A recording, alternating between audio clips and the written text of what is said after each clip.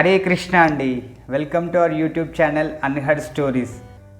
ఎప్పటిలాగే ఈరోజు కూడా నేను ఒక మంచి స్టోరీతో మీ ముందుకు వచ్చానండి. స్టోరీలోకి వెళ్తే ఒక వీధి కుక్క ఉండేది. ఒకరోజు దారి తప్పి ఇంద్రభవనం లాంటి ఒక ప్యాలెస్లోకి చొరబడిందనమాట. చొరబడి ఒక రూమ్లోకి వెళ్ళి ఆ రూమ్లో తను ఏం గమనించిందంటే ఒక 100 కుక్కల ప్రతిరూపాలు చూసిందనమాట. తినేం చేస్తే ఆ కుక్కలు కూడా అవే చేస్తున్నాయి అన్నమాట. సపోజ్ ఈ కుక్క అరిచిందనమాట. అరిచేసరికి ఆ కుక్కలన్నీ కూడా అరవడం స్టార్ట్ చేశాయి. ఈ కుక్క కొద్దిగా గట్టిగా అరవడం స్టార్ట్ చేసింది. అవి కూడా గట్టిగా అరవడం స్టార్ట్ చేశాయి. మౌనంగా చూస్తూ ఉందన్నమాట అన్ని కుక్కల్ని. అవి కూడా మౌనంగా చూస్తూ ఉన్నాయి.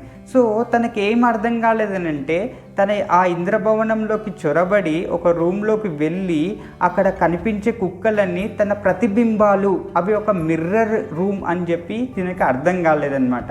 అర్థం కాక ఆ వాయిస్ ఏదైతే వస్తుందో ఆ వాయిస్ తనే వాయిస్, తన యొక్క ఇకో ఆ రూమ్లో ఎవరు లేనందువలన తన వాయిసే తనకు రీసౌండ్ లాగా వస్తుందని తను అర్థం చేసుకోకపోవడం వల్ల ఆ కుక్క కంగారుకి భయానికి లోనై ఎక్కువ ఫ్రస్ట్రేషన్కి భయాందోళన చెంది గట్టిగా అరవడం వల్ల తను మనస్తాపం చెంది గట్టిగా అరిచి చచ్చిపోయిందనమాట.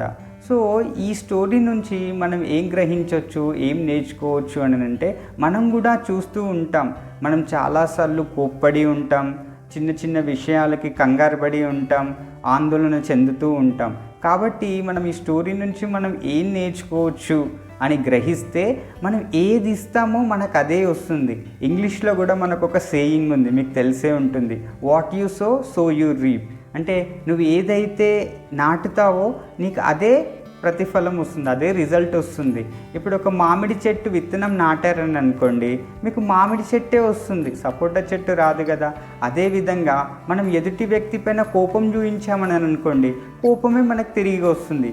అదే వ్యక్తికి మనము ప్రేమ, అభిమానము, ఓపికతో, సహనంతో ఫ్రెండ్లీగా ఉన్నామని అనుకోండి, అదే ప్రేమ, అభిమానం, ఓపిక, ఆ సహనం, ఆ ఫ్రెండ్లీనెస్ అనేది మనకు వస్తుంది.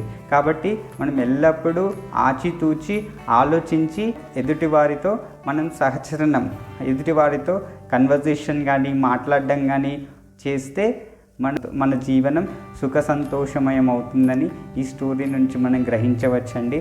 ఈ స్టోరీ మీ అందరికీ నచ్చిందని ఆశిస్తూ ఒక లైక్, కామెంట్, సబ్స్క్రైబ్ చేసి నలుగురికి ఈ స్టోరీని షేర్ చేయండి. అదేవిధంగా నన్ను ఆదరించండి. Thank you. హరే కృష్ణ.